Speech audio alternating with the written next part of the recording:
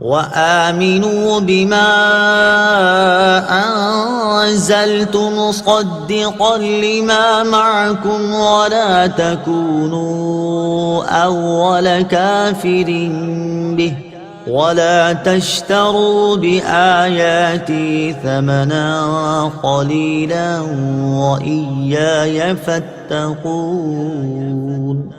ترجمہ: اور ایمان لاؤ اس کتاب پر جو میں نے اتاری ہے، وہ تمہارے پاس موجود کتاب کی تصدیق کرنے والی ہے، اور سب سے پہلے اس کا انکار کرنے والے نہ بنو، اور میری آیتوں کے بدلے تھوڑی قیمت نہ وصول کرو، اور مجھ ہی سے ڈرو۔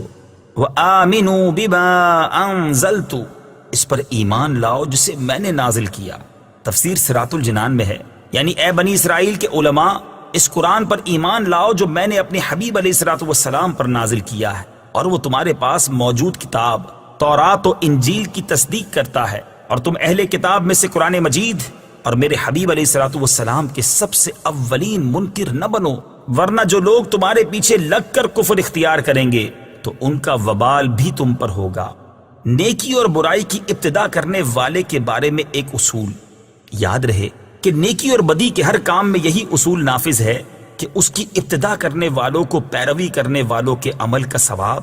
یا عذاب بھی ملے گا۔ حضرت جریر بن عبداللہ رضی اللہ تعالی عنہ سے روایت ہے، حضور اقدس صلی اللہ تعالی علیہ وسلم نے ارشاد فرمایا، جس نے اسلام میں کوئی اچھا طریقہ ایجاد کیا تو اس کے لیے اس طریقے کو ایجاد کرنے کا ثواب ہوگا، اور اس کے بعد جو لوگ اس طریقے پر عمل کریں گے ان کا ثواب بھی اس ایجاد کرنے والے کو ملے گا، اور ان عمل کرنے والوں کے اپنے ثواب میں بھی کوئی کمی نہ ہوگی۔ اور جس نے اسلام میں برا طریقہ ایجاد کیا تو اس پر اس کا گناہ ہوگا، اور اس کے بعد جو لوگ اس پر عمل کریں گے ان کا گناہ بھی اسے ہوگا، اور ان عمل کرنے والوں کے اپنے گناہ میں بھی کوئی کمی نہ ہوگی۔ وَلَا تَشْتَرُوا بِآيَاتِي ثَمَنًا قَلِيلًا،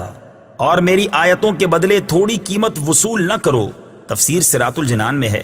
اس آیت میں دنیا کے حقیر و ذلیل مال کے بدلے اللہ تعالیٰ کی آیات بیچنے سے منع کیا گیا، اور یہاں ان آیات سے توریت و انجیل کی وہ آیات مراد ہیں جن میں حضور پرنور صلی اللہ تعالیٰ علیہ وسلم کے اوصاف و علامات کا بیان ہے۔ قرآن پاک کی یہ آیات ان یہودیوں کے متعلق نازل ہوئیں جنہیں اپنی قوم سے نذرانے اور وظائف ملتے تھے، اور انہیں ڈر تھا کہ اگر قوم کو معلوم ہو گیا کہ تورات میں محمد مصطفیٰ صلی اللہ تعالیٰ علیہ وسلم کی یہ نشانیاں بیان کی گئی ہیں تو وہ ان سرداروں کو چھوڑ کر محمد مصطفیٰ صلی اللہ تعالیٰ علیہ وسلم پر ایمان لے آئیں گے، اور یوں ان کے نذرانے بند ہو جائیں گے۔ اسی کو فرمایا جا رہا ہے کہ دنیا کے قلیل مال کے بدلے اللہ تعالیٰ کی آیتیں بیچتے ہیں۔